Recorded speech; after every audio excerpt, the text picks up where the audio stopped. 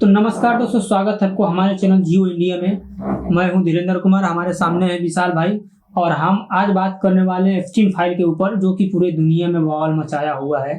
तो आज हम इसकी रियलिटी जानेंगे, क्या सच है और क्या गलत है।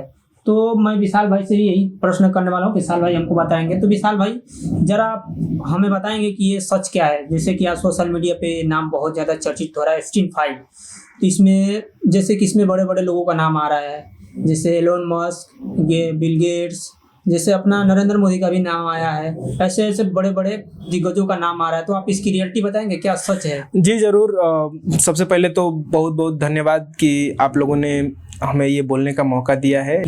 हम एप्स्टीन फाइल के बारे में A to Z ग्राउंड से लेके एप्स्टीन कौन था, एप्स्टीन फाइल क्या है, इसमें इतने बड़े बड़े लोगों का नाम कैसे आ रहा है, और इवन कुछ लोग अपने पीएम मोदी को भी बोल रहे हैं कि उनका भी नाम है। तो सच क्या है और क्या गलत है, इसके बारे में हम लोग बात करेंगे इस वीडियो में।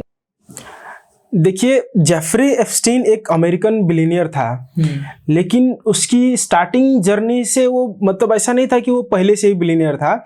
वो एक टीचर हुआ करता था। टीचर से और बिलियनियर का जो भी उसका सफ़र रहा है, वो केवल एक ही चीज़ से सफल हो पाया है कि उसने एक ही रास्ता चूज किया, ब्लैकमेलिंग का। उसने ब्लैकमेलिंग की दुनिया का, आप उसको बादशाह बोल सकते हैं, क्योंकि दुनिया के इतने बड़े बड़े लोगों से पहचान और इतने मतलब उसका काम ही यही था कि, छोटी बात नहीं है ये चीज। हाँ, उसका काम ही यही था कि अपने सर्कल में देखता था कि भाई इसमें अमीर कौन है। स्टार्टिंग में अगर उसने जर्नी स्टार्ट किया होगा, टारगेट सब अमीर लोग ही थे। हाँ, अब देखो, अब जब वो टीचर था तो देखता होगा कि गांव का सबसे बड़ा अमीर कौन है। उसके बाद उसको टारगेट करता होगा, फिर ब्लैकमेल करता होगा। उसके बाद जब उससे पहचान बनी, थोड़ा पैसा आया, उसके बाद वो स्टेट लेवल पे गया रहेगा। हाँ, स्टेट लेवल पे गया रहेगा। फिर अभी देखो, अभी पूरे वर्ल्ड लेवल पे वो लोगों को ब्लैकमेल कर रहा था। इतना बड़ा ब्लैकमेलर था वो। जेफरी एप्स्टीन के सल्तनत को उसने इतना प्राइवेट रखा हुआ था कि अगर किसी बिलियनियर को लाना है अगर एयरपोर्ट से, तो वो किसी भी गाड़ी का, क्योंकि वो आइलैंड पे अपना जो भी काला कारनामा करता था, वो एक आइलैंड खरीद चुका था समुद्र में, तो वो एयरपोर्ट से डायरेक्ट उसको एक जेट के थ्रू, जिसका नाम लोलिता एक्सप्रेस था, वो जेट का भी नाम रखा हुआ था, लोग बोलते हैं उसको लोलिता एक्सप्रेस, तो उसके थ्रू एयरपोर्ट से डायरेक्ट वो अपना पिकअप कर लेता था। तो आपको समझ में आया शायद कि नहीं समझ में आया। एप्स्टीन एक बिलियनियर था और उसका मेन काम था ब्लैकमेल करना, चाइल्ड ट्रैफिकिंग करवाना, वो उसका मेन काम था। तो विशाल भाई, जब इतना सब कुछ हो रहा था तो कानून की नजर क्यों नहीं पड़ी इस पे? देखो भाई, कानून की नज़र तो पड़ी इस पे। हालांकि उसको जेल भी हुआ था 2008 में। अच्छा। प्लस आपको मैं बता दूं कि 2008 में आकर उसको जेल हुआ, लेकिन कानून कॉमन लोगों के लिए होता है। कानून जो है कॉमन लोगों के लिए होता है। जहाँ पे पॉलिटिक्स और पैसा मिक्स हो जाता है ना, वहाँ पे कानून कुछ काम नहीं करता है। कानून कमजोर पड़ जाता है। और 2008 में उसको जब जेल भी हुआ था, तो कुछ लोगों का मानना था, या फिर बहुत सारे लोगों का मानना था कि उसको जो सजा हुई थी वो बहुत कमजोर सजा या सॉफ्ट सजा के नाम से उसको जाना जाता है, कि उसको बहुत सॉफ्ट सजा दी गई थी। हालांकि वो सजा नहीं होनी चाहिए उसको। जितना उसने अपराध किया था, वो अपराध के ऊपर उसको इतनी कम सजा नहीं होनी चाहिए। इसको दुनिया के दिखाने के लिए बस सजा दिया गया। हाँ, ऐसा भी माना जाता है कि उसकी मौत भी जेल में हुई थी। हाँ, उसकी मौत जेल में ही हुई थी, लेकिन एक ही टाइम पे सिक्योरिटी गार्ड का सो जाना और सारे कैमरों का काम नहीं करना, मतलब सीसीटीवी कैमरों का काम नहीं करना, और इसको बताना कि ये सुसाइड है, तो ये बहुत सारे लोगों का सवाल है इस पे कि सुसाइड नहीं है। उस पे भी कुछ डाउट्स हैं। अच्छा, तो विशाल भाई, एप्स्टीन फाइल है क्या? जरा आप बताएंगे एक्चुअल में ये है क्या, क्योंकि बहुत पब्लिक का भी सवाल है इस पे।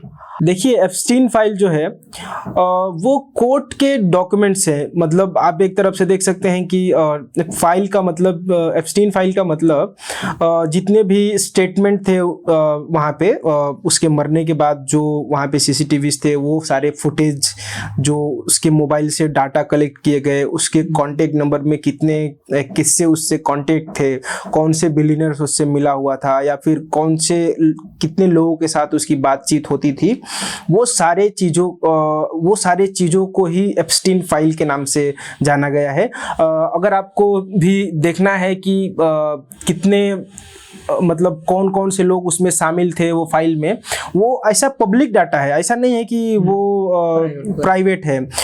यूएस के कोर्ट ने उसको gmail.com के नाम के वेबसाइट पे उसको पब्लिक कर दिया हुआ है। तो आप भी अगर अब gmail.com पे जाके देखते हैं तो आपको सारा डिटेल दिख जाएगा कि किसके किसके साथ उनके कांटेक्ट थे उसके, और किसके बातचीत होती थी, मेल के थ्रू किसके साथ बातचीत होती थी, कितने फुटेज है, सारे चीज वीडियो ऑडियो क्लिप फोटोज सब मिल जाएंगे आपको। gmail.com पे आपको जाना है। तो विशाल भाई आपसे सबसे इम्पोर्टेंट सवाल एक पूछेंगे, जो कि एप्स्टीन फाइल में अपने नरेंद्र मोदी का भी नाम आया है, तो क्या ये सच है और क्या झूठ है, जरा आप हमारे पब्लिक या दर्शक को बताएंगे। देखिए यूएसए के कोर्ट ने 3 मिलियन डाटा प्रोवाइड किया है, जितने भी इमेजेस हैं, मेल है, बहुत सारे जो मैंने आपको बताया कि जेमेल पे आप जाके चेक कर सकते हैं। तो वहाँ पे अभी तक नरेंद्र मोदी का कुछ भी नामो निशान नहीं है। ये जितना भी अफवाह फैलाया जा रहा है, जितना भी ये सोशल मीडिया पे ट्रेंड कर रहा है, अफवाह है, और बदनाम करने के लिए, लोगों को बदनाम करने के लिए ये सब साजिश रची जा रही है। हालांकि ऐसा कुछ है नहीं, नरेंद्र मोदी का दूर दूर तक कहीं पे भी नाम नहीं है। तो विशाल भाई जेफरी एप्स्टीन का जो आइलैंड था उस पर मैंने सुना है, अफवाह भी है कि उस पर लड़कियों को जला के खाया भी जाता था, ऐसा कुछ भी है क्या। नहीं भाई, ऐसा कुछ है नहीं। मतलब आप जितने भी डाटा हैं, डाटा के सोर्सेज से हम बात कर रहे हैं, जितनी भी डाटा मिली हमने एनालाइज किया है उसको, तो उसमें ऐसा कुछ दिखा नहीं है। ये तो आप देख सकते हैं कि एआई जनरेटेड वीडियो हैं जो इंस्टाग्राम और फेसबुक पे वायरल कराने के लिए लोग कुछ भी क्रिएट कर दे रहे हैं। हालांकि ये सब अफवाह है, ये ऐसा कुछ है नहीं।